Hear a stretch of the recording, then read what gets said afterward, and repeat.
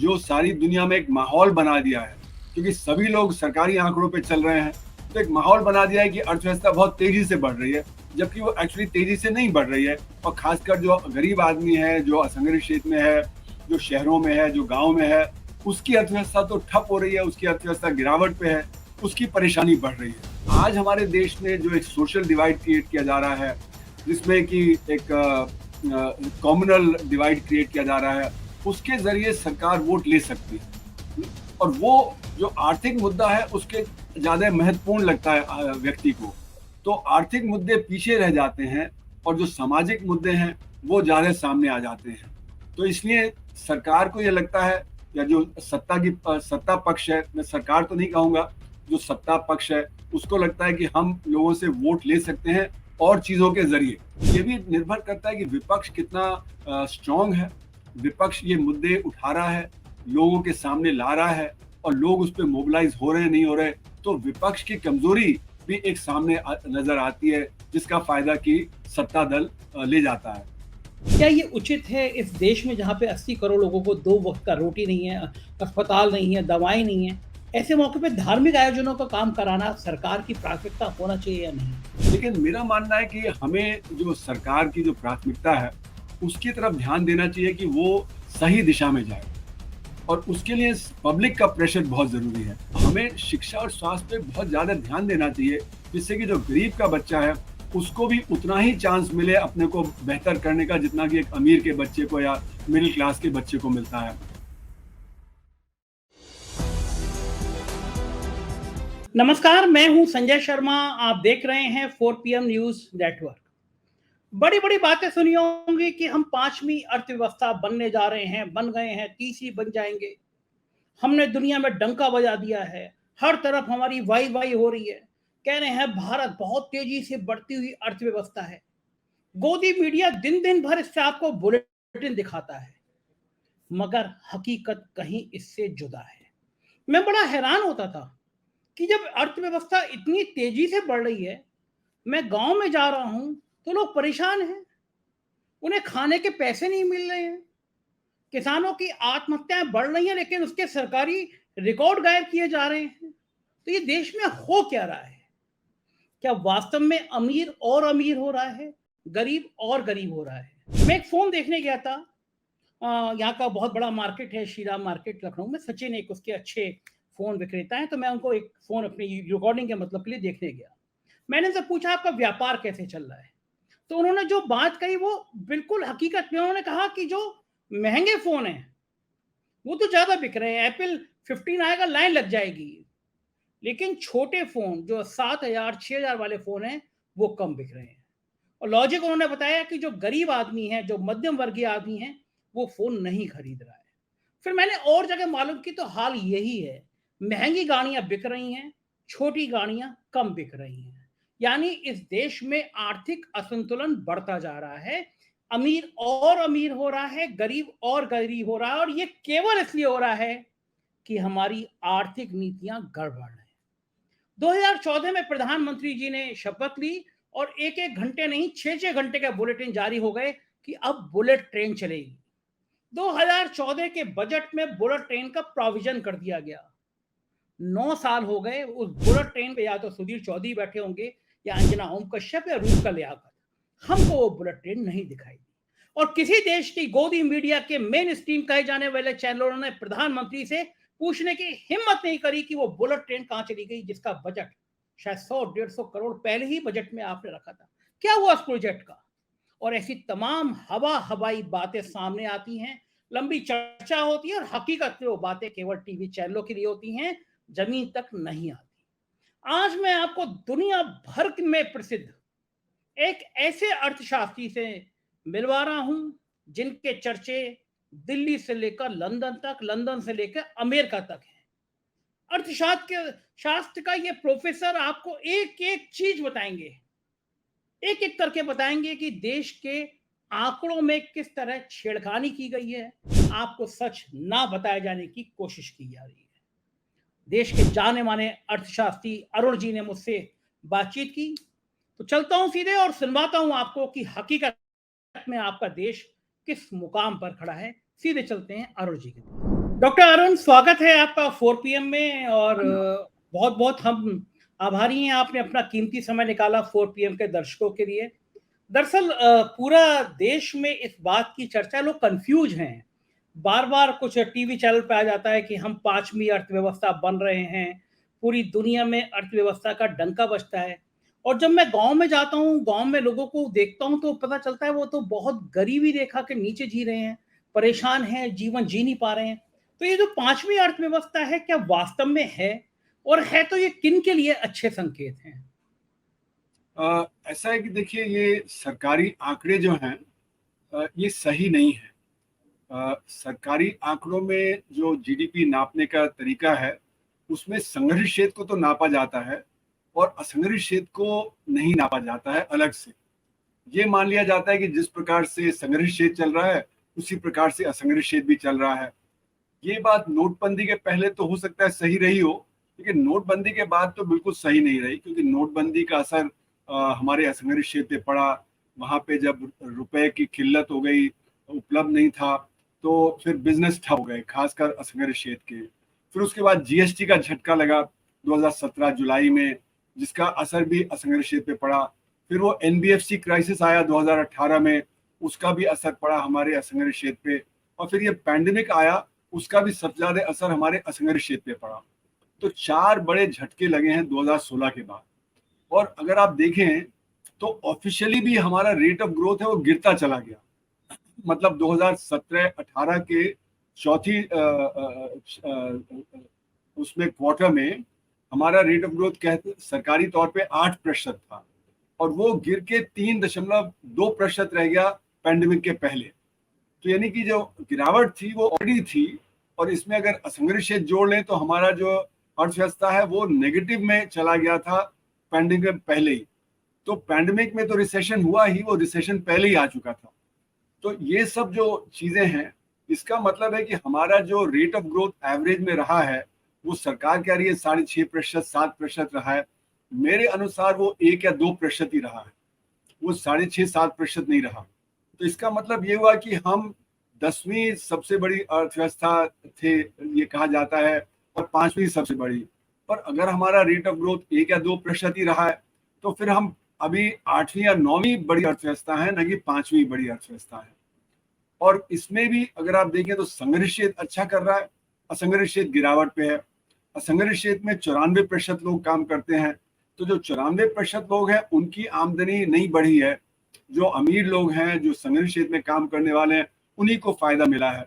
तो इसलिए जब आप कह रहे हैं कि गांव में जाते हैं या आप जो झुग्गियों में जाते हैं शहरों में, तो वहां पे पाते हैं कि वहां पे परेशानी बहुत ज्यादा है। और वो परेशानी ज्यादा है इसलिए क्योंकि उनकी बढ़त नहीं हुई है, जो संगठित क्षेत्र है वहां पे बढ़त हुई है। तो इसलिए हमें जो सरकारी आंकड़े हैं उनको दोबारा ध्यान से देखना पड़ेगा कि वहां पे असंगठित क्षेत्र को अगर हम जोड़ लें, और उसके काफी उदाहरण हैं। जैसे कि आज ज्यादातर जो मध्य वर्ग है, जो अमीर लोग हैं, वो आज ई कॉमर्स से जब अपना सामान लेते हैं, वो जो अपना बगल में जो पहले दुकान पे जाते थे वो जाना बहुत कम हो गया है।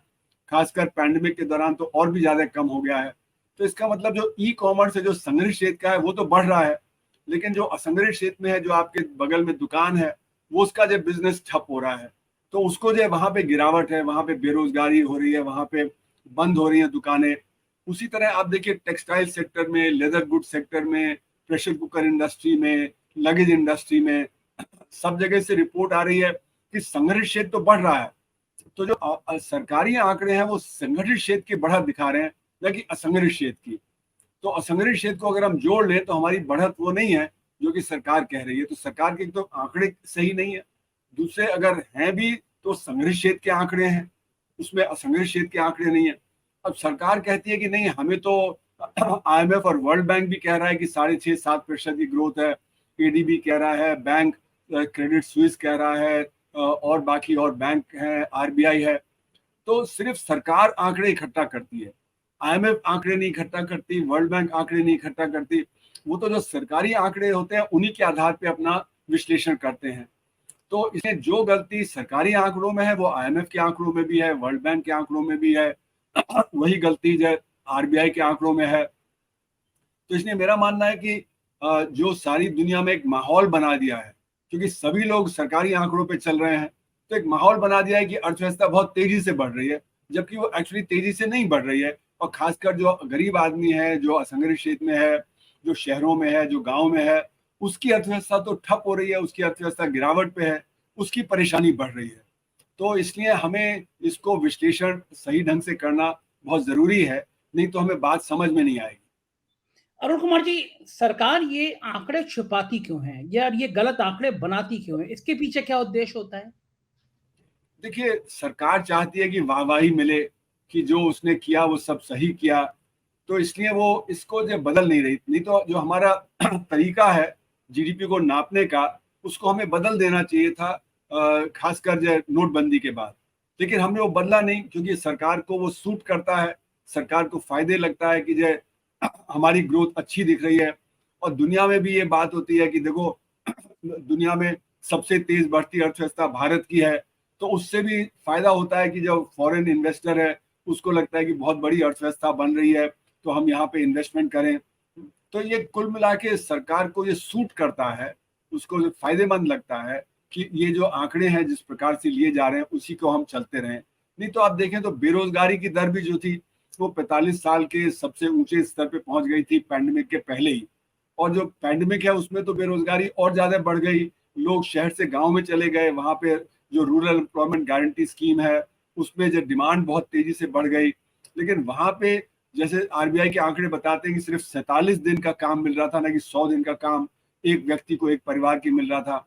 अब ये भी आप सोचिए कि अगर एक परिवार में एक व्यक्ति को 47 दिन का काम मिल रहा है, तो 5 लोगों को कैसे वो खिलाएगा? इसका मतलब कि साल में 9 दिन का ही काम प्रति व्यक्ति मिला। अब 9 दिन के काम में कैसे जो आप अपना गुजर बसर कर सकते हैं जब तक कि आपके पास और ना हो? तो जो बेरोजगारी की स्थिति है वो भी हमारे देश में भयंकर है। तो मेरा मानना है कि अभी जो हम लोगों ने रिपोर्ट जारी की थी रोजगार और बेरोजगारी पे, तो उसमें हमने दिखाया था कि 32 करोड़ लोगों के पास तो कुछ काम है ढंग का, लेकिन 28 करोड़ लोग हैं उनके पास काम नहीं है या ढंग का काम नहीं है।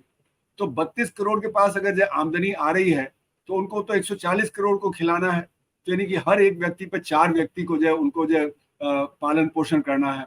अगर ये हमारा जो रोजगार ज्यादा होता और हमारे जो ये 28 करोड़ लोग हैं जिनके पास कोई संघ का रोजगार नहीं है या बिल्कुल रोजगार नहीं है, उनके पास भी हो, तो फिर ये होगा कि मतलब करीब 60 करोड़ लोग हैं, उनको 140 करोड़ को जो संभालना है। तो यानी कि एक व्यक्ति पे एक व्यक्ति और होता, तो इससे जो परिवार की जो गरीबी है वो एकदम सामने जो मतलब जो कम हो जाती। तो रोजगार पैदा करना बहुत जरूरी है। लेकिन आज हो क्या रहा है कि हमारा सारा जो ध्यान है सरकार का वो संघर्ष क्षेत्र पे है। संघर्ष क्षेत्र को बढ़ाया जा रहा है डिजिटाइजेशन के जरिए से, जीएसटी के जरिए से वगैरह। तो वहां पे ग्रोथ दिखती है, पर वो ग्रोथ हो रही है इसके अनऑर्गेनाइज सेक्टर के कॉस्ट पे। तो ये जो एक डुअल स्ट्रैटेजी है सरकार की, तो संघर्ष क्षेत्र को बढ़ाओ, असंगठित क्षेत्र गिरता चला जाए, उससे उनको कोई मतलब नहीं है। तो उसी की वजह से एक तरफ परेशानी है देश में और दूसरी तरफ जो समृद्ध समाज है वो खुश है कि ये देखो हमारी तो बढ़त हो रही है। तो ये एक डुअलिटी आ गई है हमारे समाज में सरकार की नीतियों की वजह से। अरुण जी, लेकिन जो अगर मैं राजनीतिक दृष्टिकोण से बात करूं, राजनीतिक मायनों से बात करूं, तो असली वोटर तो वही है जो असंगठित क्षेत्र में है, वो मजदूर है, वो गांव का रहने वाला है। और जो ये संगठित वाला है इसमें से तो बहुत सारे लोग वोट डालने भी नहीं चाहते।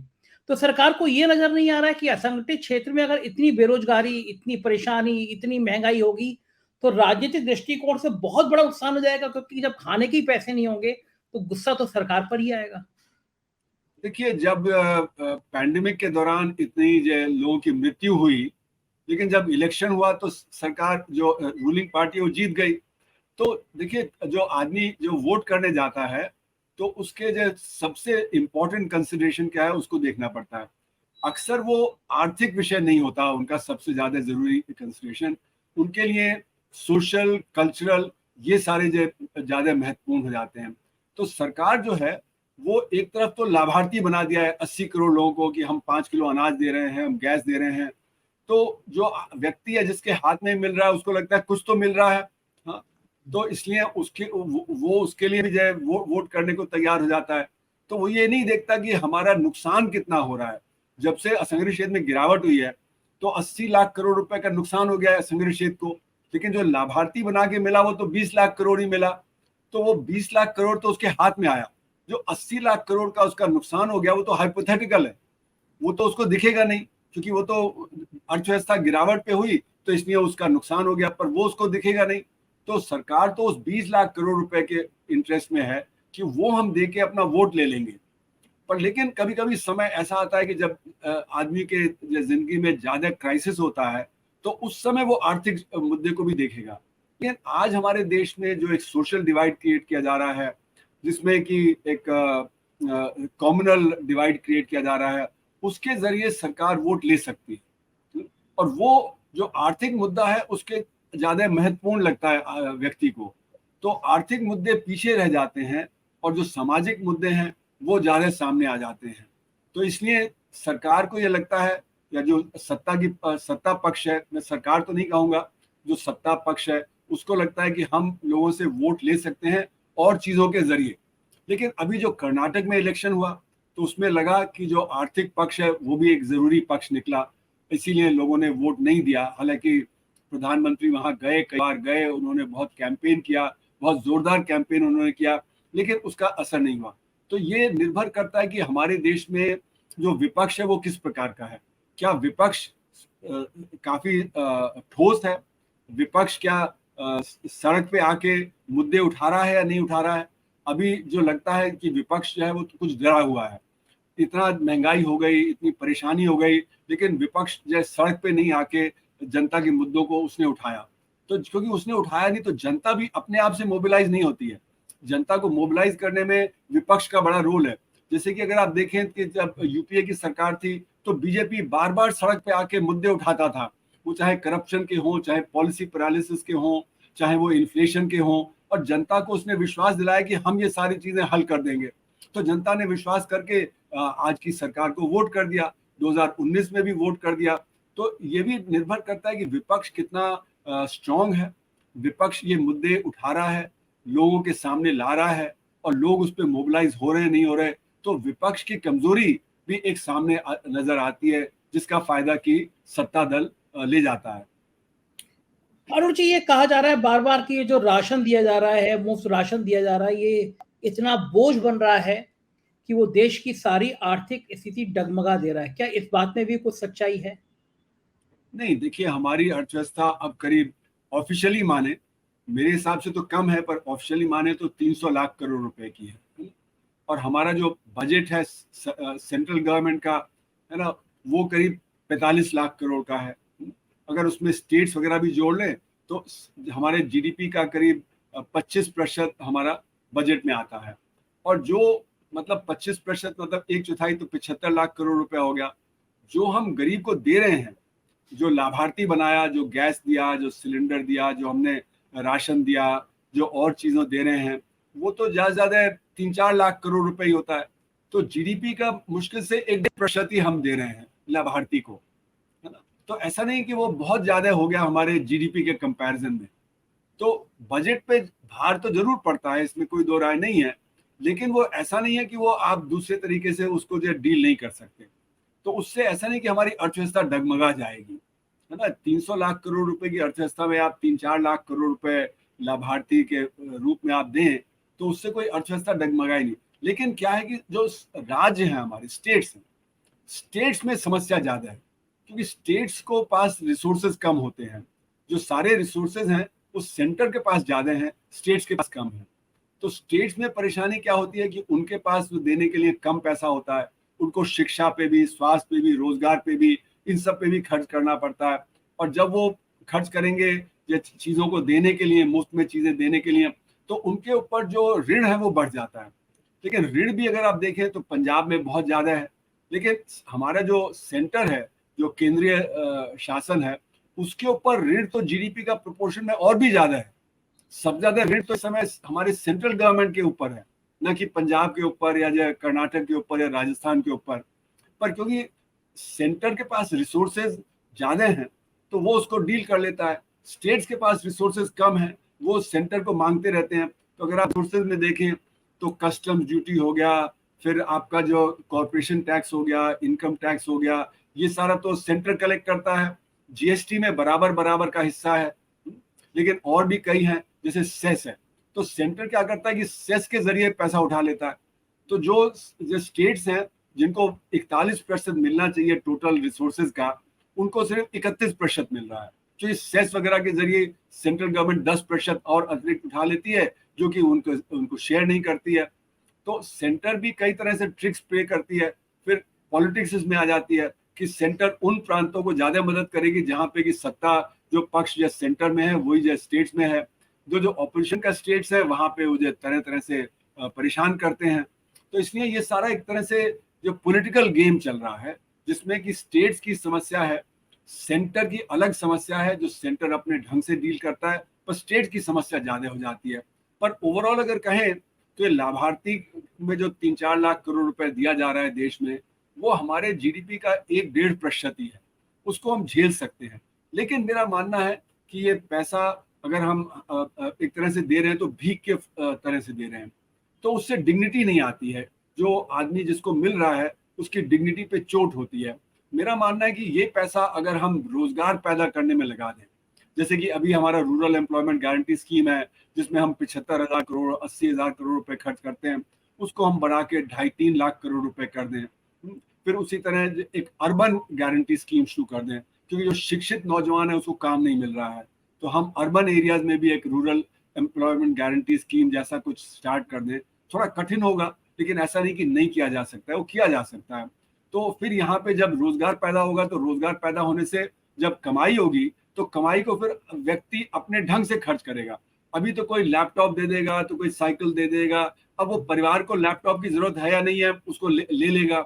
उसको जो मतलब साइकिल की जरूरत है या नहीं है, पर वो ले लेगा। पर अगर हाथ में पैसा आएगा परिवार के, खासकर महिला के, तो वो अपने ढंग से उसको खर्च करेगी जहां पे परिवार की जरूरत ज्यादा है। तो इसलिए मेरा मानना है कि ये डिग्निटी तो आती है काम से। तो हम जो पैसा खर्च कर रहे हैं, अब ये बात सही है कि जैसे पैंडेमिक आया, पैंडेमिक में बहुत लोगों का काम चला गया, तो उस समय तो आपको पैसा देना चाहिए, उस समय खाना पीना देना चाहिए। लेकिन अब पैंडेमिक तो खत्म हो गया। अब इस समय ये पैसे का इस्तेमाल ज्यादा बेहतर होगा अगर हम इसको रोजगार पैदा करने में लगा दें, जिससे कि सबको ऑटोमेटिकली पैसा मिलने लगेगा जब उनके पास रोजगार होगा, है ना। तो इसलिए ये जो स्कीम्स हैं, इनको दूसरी तरह से हमें देखना चाहिए। और ये ऐसा नहीं कि हमारे पास रोजगार पैदा करने के लिए पैसा नहीं है। ये रोजगार हम पैदा करने के लिए पैसा निकाल सकते हैं अगर हमारी प्राथमिकता होगी। अगर प्राथमिकता नहीं है तो हम कहते रहेंगे कि पैसा नहीं है। तो प्राथमिकता पे निर्भर करता है कि कितना हम रोजगार के जो सृजन के ऊपर लगा रहे हैं, कितना हम बाकी चीजों के, शिक्षा में, स्वास्थ्य में, क्योंकि शिक्षा और स्वास्थ्य भी जो है उसमें भी रोजगार पैदा होता है। तो जैसे गांव के स्कूल हैं, वहां पे एक ही टीचर होता है 3-4 कक्षा पढ़ाने के लिए, या जैसे शहरों में है वहां पे 60-70 बच्चों को एक शिक्षक पढ़ाता है, तो ढंग से नहीं पढ़ा सकता। दूसरी तरफ अगर आप देखें तो सरकार के जो खर्चे हैं वो कैपिटल इंटेंसिव प्रोजेक्ट में जा रहे हैं, ना कि लेबर इंटेंसिव प्रोजेक्ट में। तो लेबर इंटेंसिव प्रोजेक्ट होगा जैसे रूरल एम्प्लॉयमेंट गारंटी स्कीम, उसको बार बार काट देते हैं। अब बड़े बड़े रेलवे के जो फ्रेट कॉरिडोर, बड़ी बड़ी सड़कें बनाना, अब आजकल जो कंस्ट्रक्शन है वो तो बहुत मैकेनाइज हो गया है। बड़े बड़े ट्रैक्टर्स, बुलडोजर्स और क्रेन्स के जरिए 10 लोग काम करते दिखते हैं, जबकि पहले ऐसे प्रोजेक्ट्स में सैकड़ों लोग काम करते थे, क्योंकि वो मैनुअली होता था। तो जो हमारे लेबर इंटेंसिव क्षेत्र हैं वहां पे सरकार कटौती कर देती है और कैपिटल इंटेंसिव एरियाज में जब बढ़त दे देती है, क्योंकि कैपिटल इंटेंसिव एरियाज में ही संघर्ष क्षेत्र जाता है। तो संघर्ष क्षेत्र को बढ़ावा देने के लिए कैपिटल इंटेंसिव प्रोजेक्ट्स पे प्राथमिकता दी जाती है, और जो लेबर इंटेंसिव प्रोजेक्ट्स हैं उनको कटौती कर दी जाती है। तो सरकार की नीतियां सही नहीं है। अगर सही नीतियां होती तो रोजगार पैदा होता, रोजगार पैदा होता तो लोगों के हाथ में आमदनी आती, और फिर उनको ये जो लाभार्थी बनाने की जरूरत नहीं होती, उनकी डिग्निटी से खिलवाड़ जो हो रहा है वो नहीं होता। हाँ, बिल्कुल सही कह रहे हैं आरुण जी। और एक सवाल ऐसे में और उठता है, लोग कहते हैं कि जब सरकार पे पैसा कम है, असंगठित क्षेत्र परेशान है, ऐसे मौके पे सरकार धार्मिक स्थलों पे पैसा खर्च कर रही है। सैकड़ों करोड़ के मंदिर बन जाते हैं, कावड़ियों पे फूल बरसा दिए जाते हैं। इस तरह के जो आयोजन होते हैं, सरकार उस पे करोड़ों रुपए खर्च करती है। क्या ये उचित है इस देश में जहाँ पे 80 करोड़ लोगों को 2 वक्त का रोटी नहीं है, अस्पताल नहीं है, दवाएं नहीं है? ऐसे मौके पे धार्मिक आयोजनों का काम कराना सरकार की प्राथमिकता होना चाहिए या नहीं? देखिए, जैसे मैंने कहा कि आपकी प्राथमिकता क्या है वो निर्धारित करता है कि आप कहाँ पे खर्चा करेंगे। तो अगर आपकी प्राथमिकता है कि आप इस तरह के जो आयोजन होते हैं, धार्मिक आयोजन होते हैं, वो आपकी प्राथमिकता है, तो आप उसी पर खर्च करेंगे, क्योंकि उससे आपको वोट मिलेगा, उससे लोगों को लगेगा कि आप कितना धर्म को मानते हैं और धर्म को बढ़ावा दे रहे हैं। तो इसलिए ये सब किया जा रहा है। लेकिन मेरा मानना है कि हमें जो सरकार की जो प्राथमिकता है, उसकी तरफ ध्यान देना चाहिए कि वो सही दिशा में जाए, और उसके लिए पब्लिक का प्रेशर बहुत ज़रूरी है। जब तक पब्लिक उसका प्रेशर नहीं डालेगी, तब तक सरकार नहीं करेगी। जो विपक्ष है, विपक्ष को भी जो है प्रेशर डालना चाहिए कि इन सब चीज़ों को करने की जगह आप रोजगार पे जो है ज़्यादा ध्यान दीजिए, आप शिक्षा पे ध्यान दीजिए, आप स्वास्थ्य पे ध्यान दीजिए। अभी जैसे कि एसर की रिपोर्ट आ रही है 2005 से, तो वो दिखाते हैं कि जो सरकारी जो स्कूल हैं जो गाँव के, वहाँ पे 5वीं जमात के बच्चे दूसरी जमात की पढ़ाई लिखाई और गणित नहीं कर पाते हैं। तो इसका मतलब कि वो आगे बढ़ नहीं पाएंगे, वो 8वीं जमात तक पहुंच के ड्रॉप आउट कर जाएंगे, तो वो कभी भी एक कोई मॉडर्न जॉब नहीं कर पाएंगे। उनका जो डेवलपमेंट है वो वहीं पे रुक जाता है। तो इसलिए जो गरीबी है वो बनी रहेगी, क्योंकि जब वो मॉडर्न जॉब नहीं कर पाएंगे तो उनको तनख्वाह भी सही नहीं मिलेगी, उनकी कमाई भी सही नहीं होगी, तो गरीब के गरीब रह जाएंगे। तो हमारे देश में गरीबी के पीछे जो सही शिक्षा और स्वास्थ्य की प्राथमिकता नहीं होना भी एक बड़ा कारण है। तो हमें शिक्षा और स्वास्थ्य पे बहुत ज़्यादा ध्यान देना चाहिए, जिससे कि जो गरीब का बच्चा है उसको भी उतना ही चांस मिले अपने को बेहतर करने का, जितना कि एक अमीर के बच्चे को या मिडिल क्लास के बच्चे को मिलता है। तभी जाके हमारे देश में असमानता कम होगी, नहीं तो असमानता बढ़ती चली जा रही है। एक तरफ बिलियनर्स की संख्या बढ़ती चली जा रही है, हमारे यहाँ इतनी गरीबी है, और फिर भी हमारा जो बिलियनर्स की संख्या है वो दुनिया में तीसरे नंबर पे है, जबकि हमारी जो प्रति व्यक्ति आय है वो जर्मनी और जापान से कितनी कम है ना, उसका मतलब 3 या 4% ही है, लेकिन हमारे बिलियनर्स की संख्या उनसे ज्यादा है। तो ऐसा इसीलिए हुआ क्योंकि हमारे यहाँ असमानता बहुत है, और असमानता के पीछे जो हमारी नीतियां हैं उनका एक बहुत बड़ा हाथ है। तो ये असमानता को हम कम करें तो हमारी अर्थव्यवस्था भी बेहतर होगी, सामाजिक भी जो बेहतर होगा, हमारा जो राजनीतिक वो समावेश है वो भी सब बेहतर होगा। तो इसलिए जो सरकार की नीतियां हैं वो परेशानी की हैं, और जो नीतियां हैं ये आप समझिए कि काफी समय से जो सही नीतियां वो नहीं अपनाई हैं, क्योंकि हमने आज़ादी के बाद ये सोचा कि ट्रिकल डाउन की थ्योरी पे हम चलें, कि ऊपर ऊपर डेवलपमेंट हो जाए, वो रिस्क के नीचे चला जाए। ऐसा हुआ नहीं है, और खासकर 90 के बाद तो वो और ज़्यादा परेशानी हो गई, और 2014 के बाद तो उसमें और ज़्यादा जो है ये ट्रिकल डाउन थ्योरी। तो आजकल सरकार की नीति डुअल नीति है कि एक तरफ तो चाय बॉल बना दो, बड़े बड़े जो जो उद्योगपति हैं उनको सब कुछ थमा दो, उसमें अडानी हो गए, अंबानी हो गए, टाटा हो गए, इस तरह की उनको सारे प्रोजेक्ट दे दो, जिससे वो बहुत बड़ी दुनिया में कम्पीट करने लायक हो जाए। और दूसरी तरफ 80 करोड़ है, वो अगर जो गरीब रहेंगे तो उनको लाभार्थी बना के उनसे वोट ले लेंगे। तो ये ट्विन स्ट्रैटेजी है, इससे जो असमानता है देश में, जो गहरी विषमता है वो और गहराती चली जा रही है। और यही वजह है कि हमारे जो आर्थिक, सामाजिक और जो राजनीतिक है वो उस पहलू पे हमें बहुत ज़्यादा इंस्टेबिलिटी का जो सामना करना पड़ रहा है।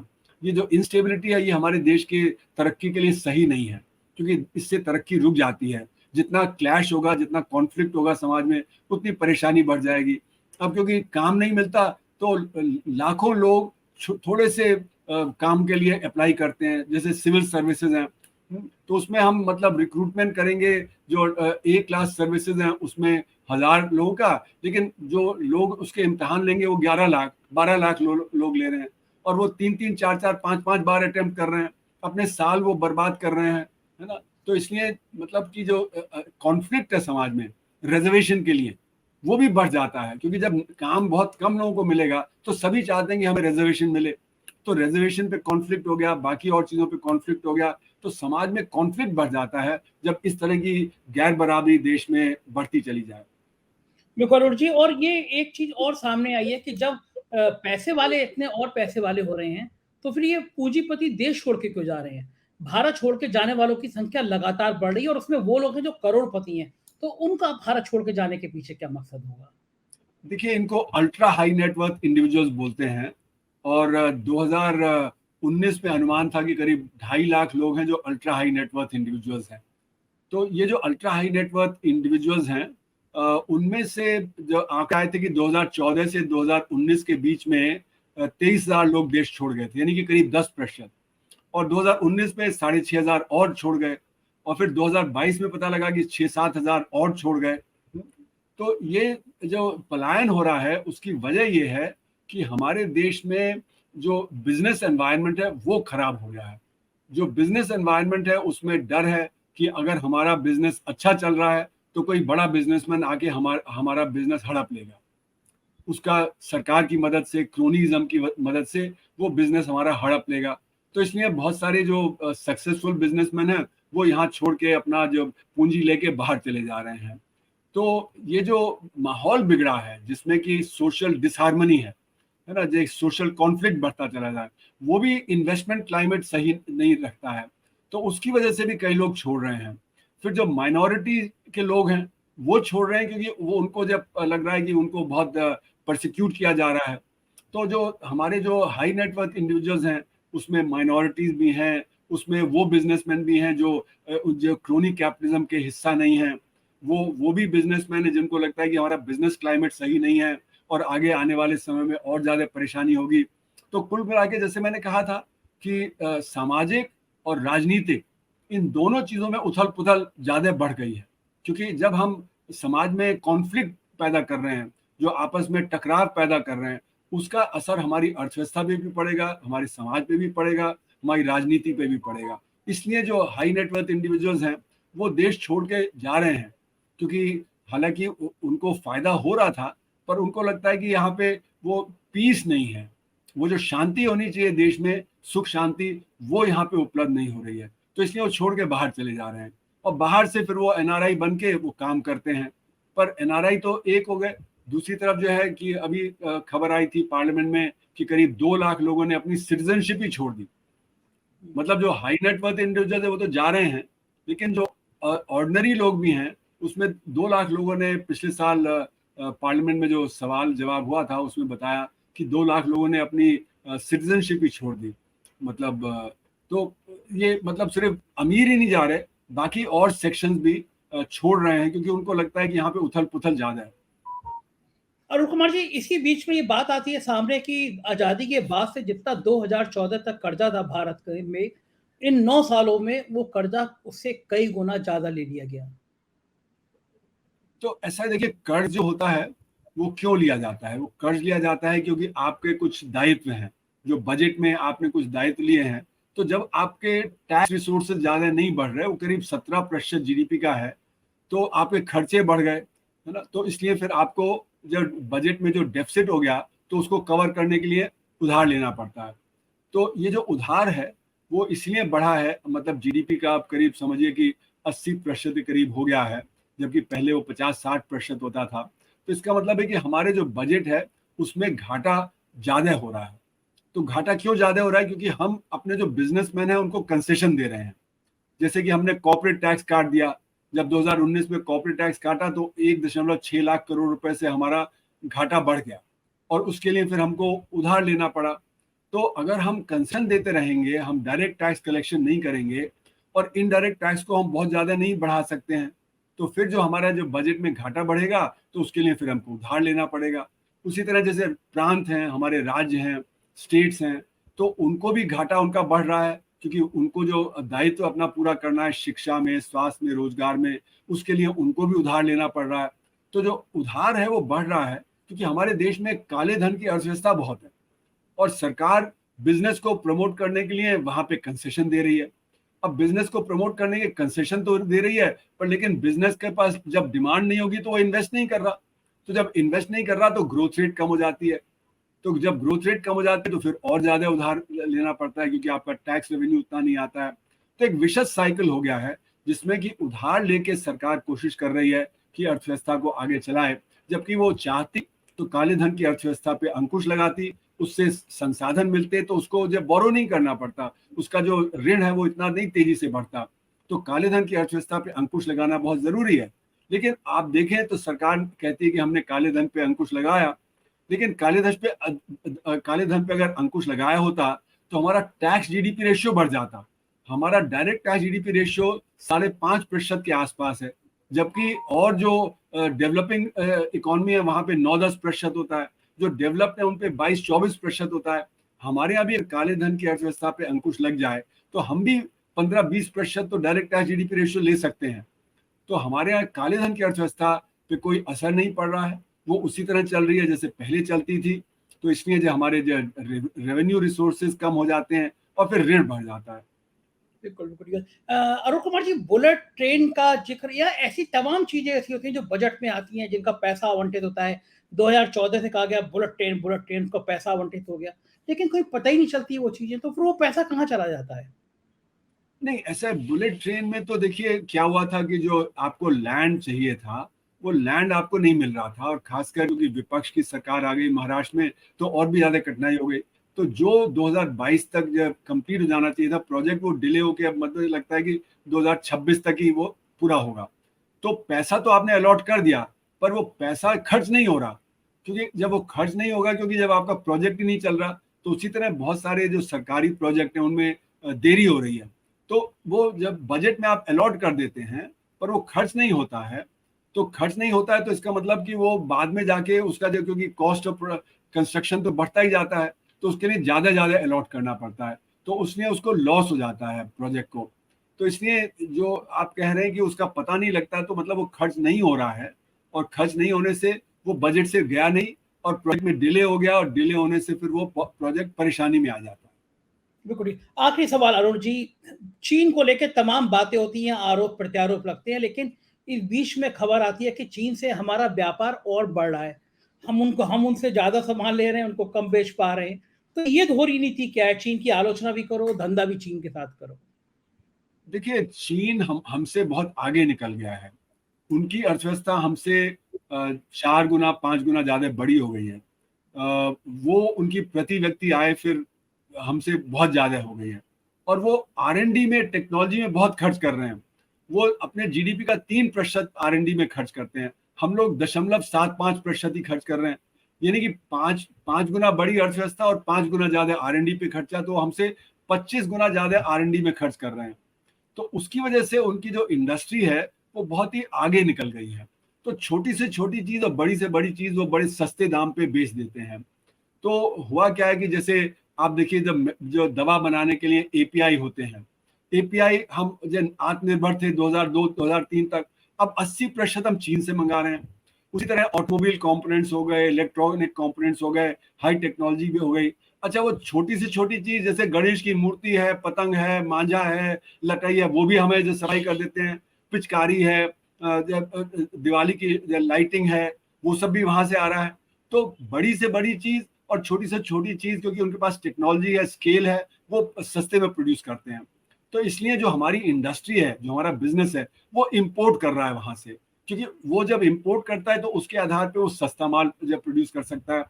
तो हम मतलब चीन से जो आर्थिक रिश्ता है वो कमजोर करेंगे, तो हमारे यहाँ इन्फ्लेशन और तेज हो जाएगा, हमारे यहाँ प्रोडक्शन में और कमी आ जाएगी। इसलिए हम उसको कंट्रोल नहीं कर पा रहे। तो जो मतलब हम चीन से इंपोर्ट कर रहे हैं, वो बढ़ता ही चला जा रहा है। हालांकि सरकार कोशिश कर रही है कि वो ना बढ़े, पर क्योंकि उनका जो माल है वो जो सस्ता आ रहा है, वो जो एक पर्टिकुलर क्वालिटी का आ रहा है, तो इसलिए हम हमारे जो बिजनेसमैन है उससे इंपोर्ट कर रहे हैं, और इसीलिए हमारा ट्रेड डेफिसिट उनसे बहुत ज्यादा है। मतलब हम तो उनको सिर्फ $17 बिलियन के करीब का जो है एक्सपोर्ट करते हैं, पर वहां से जो सामान आता है वो करीब $100 बिलियन का करीब आता है। तो इसलिए बहुत ज्यादा हमारा ट्रेड डेफिसिट उनसे है, और उसके पीछे टेक्नोलॉजी वजह है। हम जब तक टेक्नोलॉजी पे ध्यान नहीं देंगे, हम जब मतलब R&D पे ध्यान नहीं देंगे, और उसके लिए हमें उच्च शिक्षा पे ध्यान देना जरूरी है। हम उच्च शिक्षा को तो एक तरह से डिस्ट्रॉय कर रहे हैं। जो हमारी अच्छी यूनिवर्सिटीज हैं, जो हमारे IITs वगैरह हैं, उनमें दखलंदाजी बढ़ती चली जा रही है, उससे उनका जो स्टैंडर्ड है वो नहीं बढ़ पा रहा है। और उच्च शिक्षा में अच्छा करने के लिए हमें जो हमारी प्राइमरी एजुकेशन, सेकेंडरी एजुकेशन है, उसको ठीक करना पड़ेगा। तो शिक्षा में हमने कभी 4% जीडीपी से ज्यादा खर्च नहीं किया, जबकि हमको कम से कम 6% करना चाहिए। और बाकी देशों से कम्पीट करने के लिए हमें 10% शिक्षा पे खर्च करना चाहिए, स्वास्थ्य पे कम से कम 3% करना चाहिए। उससे रोजगार भी पैदा होगा, और हमारी जो दुनिया में कॉम्पिटिटिव पोजीशन है वो भी बेहतर होगी। तो हम फिर चाइना से टक्कर ले सकते हैं। जो आज की नीतियां हैं उसके चलते हुए चाइना से टक्कर नहीं ले पा रहे हैं, क्योंकि हमारी कमजोरी टेक्नोलॉजी है, हमारी कमजोरी बेरोजगारी है। इन सब चीजों से जब हम डील करेंगे और जब हम पॉलिटिकल स्टेबिलिटी लाएंगे देश में, तो चीजें आगे तेजी से बढ़ेंगी। बहुत बहुत शुक्रिया अरुण जी, आपने इतना समय दिया और हमारे बहुत सारी सवालों को कम से कम आज आपने सुलझा दिया दर्शकों का। बहुत बहुत शुक्रिया, थैंक यू अरुण जी। धन्यवाद। तो ये थे अरुण जी, आपने सुना। आप हैरान हो गए होंगे सुनकर कि देश में ऐसा भी होता है। तो हजूर, बिल्कुल देश में ऐसा ही हो रहा है। अपनी राय बताइएगा, हमें बताइएगा कि ये बातचीत आपको कैसी लगी। प्यार बनाए रखिएगा, कमेंट जरूर कीजिएगा। शुक्रिया।